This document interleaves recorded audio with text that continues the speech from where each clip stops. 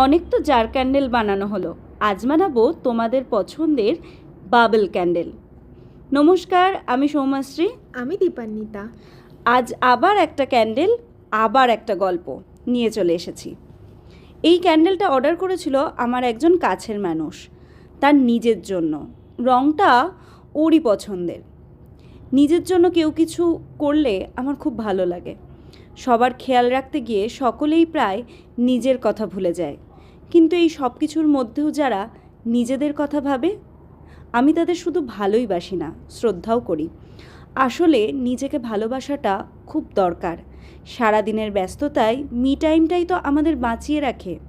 যারা শৌখিন হয় তারা নিজেদের ভালোবাসতে জানে। তাই এই ক্যান্ডেলটাতে বানাতে আমরা প্রাণপণে চেয়েছি প্রতিটা মানুষ যেন নিজেকে ভালোবাসতে পারে।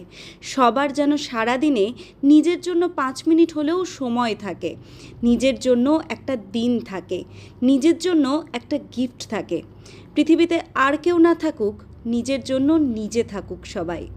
কেমন হয়েছে ক্যান্ডেলটা জানিও কিন্তু। আমাদের পেজটাকে পারলে একটু ফলো করে দিও, আর যে যেখান থেকে দেখছো একটু আমাদের পাশে থেকো, তাহলে আমরা আরও এগিয়ে যেতে পারবো। চলো তাহলে আবার দেখা হচ্ছে নেক্সট ভিডিও নিয়ে।